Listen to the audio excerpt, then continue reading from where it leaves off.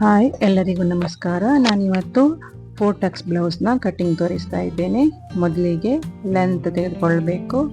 ಒಂದು ನೀಟಾಗಿ ಲೈನ್ ಎಳೆದುಕೊಂಡು 13.25 ಲೆಂತ್ ಪ್ಲಸ್ ಅದಕ್ಕೆ 1 ಇಂಚು ಸೇರಿಸಿಕೊಂಡು ಶೋಲ್ಡರ್ ಲೈನ್ ಎಳೆದುಕೊಳ್ಬೇಕು. ಮೊದಲಿಗೆ ಶೋಲ್ಡರ್ 5.50, ಆರ್ಮೋಲ್ ಲೆಂತ್ 6 ಇಂಚ್, ಹಾಗೆ ಚೆಸ್ಟ್ ಲೈನ್ ಇದು.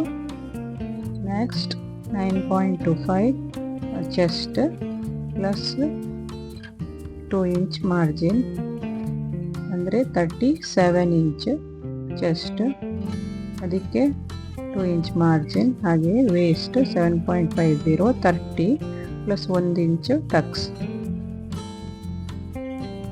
ನಂತರ ಮಾರ್ಜಿನ್ ಡ್ರಾ ಮಾಡಬೇಕು. ನೆಕ್ಸ್ಟ್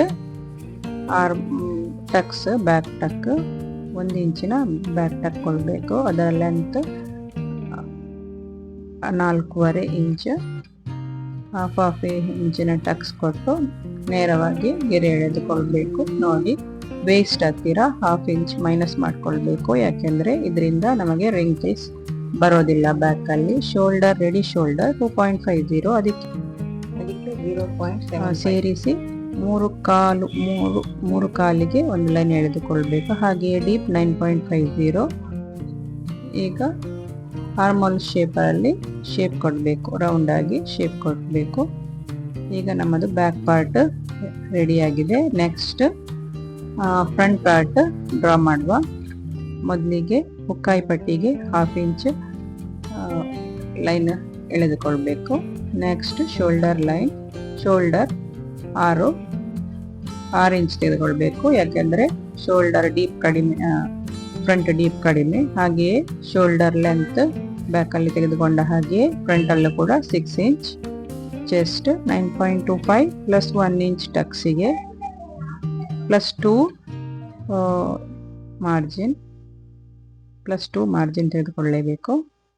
ಮತ್ತು ಶೋಲ್ಡರ್ ಆರ್ಮೋಲ್ ವಿಡ್ತ್ 6 ಇಂಚ್, ಅದರ ಮಿಡಲ್ ಪಾಯಿಂಟ್ ತೆಗೆದುಕೊಂಡು ನೆಕ್ಸ್ಟ್ 0.5 ಅಂದರೆ 1/2 ಇಂಚ್ ಮೈನಸ್ ಮಾಡಿಕೊಂಡು ಆರ್ಮೋಲ್ ಶೇಪಲ್ಲಿ ಶೇಪ್ ಕೊಡಬೇಕು.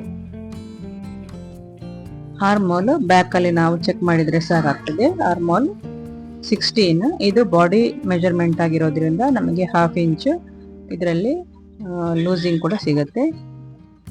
ಈಗ ಡಾಟ್ ಪಾಯಿಂಟ್ 9.5, ಲೋವರ್ ಚೆಸ್ಟ್ 12.5.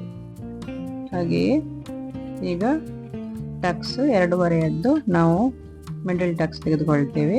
ಹಾಗೆಯೇ 1 ಇಂಚಿಗೆ ಒಂದು ಶೇಪ್ ಕೊಟ್ಟು ಈಗ ವೇಸ್ಟ್ ಎಷ್ಟು ಉಂಟ 7.5 ಅಂದರೆ 30 ಇಂಚ್.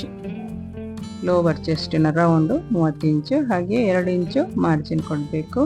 ಈಗ ವೇಸ್ಟ್ ಪಟ್ಟಿಯ ಕೆಳಗೆ ಬರುತ್ತಲ್ಲ, ಅದು ವೇಸ್ಟ್, ಅದನ್ನು ಕೂಡ 7.5ಗೆ ಕೊಟ್ಟು ಒಂದು ಲೈನ್ ಎಳೆದುಕೊಳ್ಬೇಕು.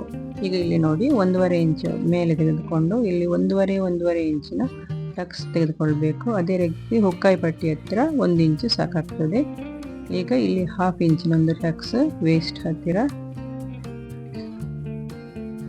1/2 ಇಂಚಿನ ಟಕ್ಸ್ ಕೊಟ್ಟು ಅದಕ್ಕೆ ನೀಟಾಗಿ ಸ್ಟ್ರೈಟ್ ಎಳೆದುಕೊಳ್ಬೇಕು. ಆ ಟಕ್ಸ್ನ ಲೆಂತ್ ಒಂದೇ ರೀತಿ ಇರಬೇಕು. ಇದು ಆರ್ಮೋಲ್ ಹತ್ರ ಮೊದಲೇ ತೆಗೆದುಕೊಂಡ ಹಾಗೆ 1 ಇಂಚಿನ ಟಕ್ಸ್. ಹಾಗೆಯೇ ಇಲ್ಲಿ ಹುಕ್ಕಾಯಿ ಪಟ್ಟಿ ಹತ್ತಿರ 1/2 ಇಂಚ್ ಸಾಕಾಗ್ತದೆ. ಇದರ ಲೆಂತನ್ನು ಒಂದೇ ರೀತಿ ಮಾಡಿಕೊಂಡು ಮಾರ್ಜಿನನ್ನು ನೀಟಾಗಿ ಎಳೆದುಕೊಳ್ಬೇಕು.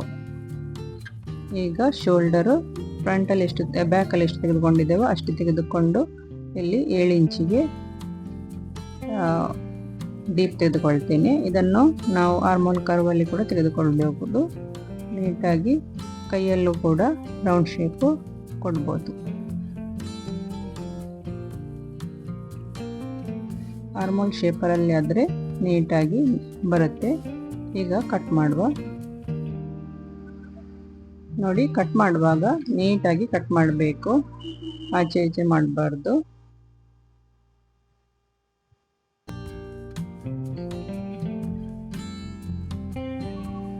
ನಾವು ಆರ್ಮೋಲ್ ಹತ್ತಿರ ಕಟ್ ಮಾಡದೆ ಸ್ವಲ್ಪ ಬಿಡಬೇಕು, ಯಾಕೆಂದರೆ ಅದನ್ನು ಟಕ್ಸ್ ಹಿಡಿದು 1/2 ಇಂಚ್ ಡೌನ್ ಮಾಡಬೇಕು. 1/2 ಇಂಚ್ ಡೌನ್ ಮಾಡಿದ ಮೇಲೆ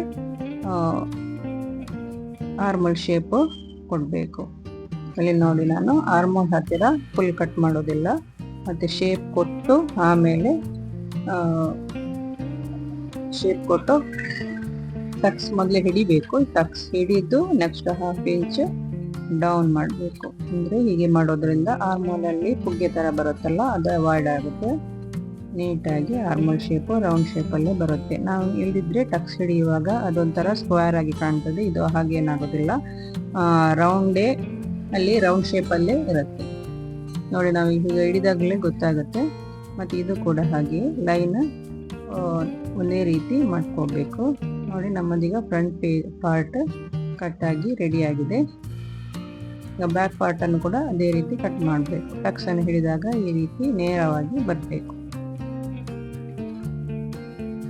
ಈಗ ಬ್ಯಾಕ್ ನೋಡಿ, 1/2 ಇಂಚನ್ನು ನಾವು ಮೊದಲೇ ಕಟ್ ಮಾಡಿದ್ರು ಒಳ್ಳೇದು. ಅಂತ ಇಲ್ಲದಿದ್ರೆ ಸ್ಟಿಚ್ ಆದ ನಂತರನೂ ಕಟ್ ಮಾಡ್ಕೋಬಹುದು ನೋಡಿ. ಹೀಗೆ ಸ್ಕೇಲ್ ಇಟ್ಟು ನೋಡುವಾಗ ಬ್ಯಾಕ್ ನೀಟಾಗಿ ಸ್ಟ್ರೈಟ್ ಆಗಿರುತ್ತೆ, ಇಲ್ಲದಿದ್ರೆ ಒಂಥರ ರೌಂಡ್ ಶೇಪ್ ಆಗಿ ಬಂದಿರುತ್ತೆ. ಈಗ ಸ್ಲೀವ್ ಕಟ್ ಮಾಡುವ. ಸ್ಲೀವ್ ಇವರದ್ದು 9.50 ಇದು ಲೆಂತ್, ಅದಕ್ಕೆ 1 ಇಂಚ್ ಸೇರಿಸಿ 10.10 ಹಾಗೆ 3/2 ಡೌನ್ ತೆಗೆದುಕೊಂಡು ನಾನೀಗ ಆರ್ಮೋಲ್ ಅವರದ್ದು 16 ಅಂದರೆ 8 ಇಂಚನ್ನು ಸ್ಟಿಕ್ ಮಾಡಿಕೊಂಡು ಈಗ ಶೇಪ್ ಕೊಡಬೇಕು ನೋಡಿ. 1.5 ಇಂಚಿಗೆ ತೆಗೆದುಕೊಂಡು ಶೇಪ್ ಕೊಡಿ. ಶೇಪ್ ಕೊಟ್ಟ ನಂತರ ಇದನ್ನು ನೀಟಾಗಿ ಕಟ್ ಮಾಡ್ಕೋಬೇಕು ನೋಡಿ. ಇದು ಸ್ಲೀವ್ ಒಂದು 5/2 ಅದೇ 1.5 ಇಂಚು ಮಾರ್ಜಿನ್ಗೆ ತೆಗೆದುಕೊಂಡಿದ್ದೇನೆ. ಇಲ್ಲಿ ನಾನು ಫುಲ್ಲು ಮಡಚಲಿಲ್ಲ, ಬಟ್ಟೆಯನ್ನು ಸ್ವಲ್ಪ ಬಿಟ್ಟಿದ್ದೇನೆ. ಅಂದರೆ ಒಂದು ಸೈಡಿಗೆ ಫುಲ್ಲು ಸಿಗ್ತದೆ, ಮತ್ತೊಂದು ಸೈಡಿಗೆ ಸ್ವಲ್ಪ ಶಾರ್ಟೇಜ್ ಬರುತ್ತೆ ನೋಡಿ. ನಮ್ಮ ಸ್ಲೀವ್ ಕಟ್ಟಿಂಗ್ ಈಗ ಮುಗಿದಿದೆ. ಇಲ್ಲಿ ನಾವು ಎಕ್ಸ್ಟ್ರಾ ಪೀಸ್ ಕೊಡಬೇಕಾಗತ್ತೆ, ಅಂದರೆ ಸ್ವಲ್ಪ ಶಾರ್ಟೇಜ್ ಬರುತ್ತೆ ಸ್ಲೀವಲ್ಲಿ. ಇದನ್ನು ಕೊಟ್ಟ ಮೇಲೆ ಇದು ಸ್ಟಿಚಿಂಗ್ ಟೈಮಲ್ಲಿ ನೀವು ಕೊಡ್ಬೋದು ಎಕ್ಸ್ಟ್ರಾ ಪೀಸ್. ನಾನು ಸ್ಟಿಚಿಂಗ್ ಟೈಮಲ್ಲಿ ಯಾವಾಗಲೂ ಕೊಡ್ತೇನೆ, ಆಗ ನಮಗೆ ಎಕ್ಸ್ಟ್ರಾ ಪೀಸ್ ಸಿಗುತ್ತೆ ಆ ಟೈಮಲ್ಲಿ. ನನ್ನ ಕಟ್ಟಿಂಗ್ ಸ್ಟೈಲ್ ನಿಮಗೆ ಇಷ್ಟ ಆಗಿದ್ದರೆ ದಯವಿಟ್ಟು ಸಬ್ಸ್ಕ್ರೈಬ್ ಮಾಡಿ, ಶೇರ್ ಮಾಡಿ. Thank you.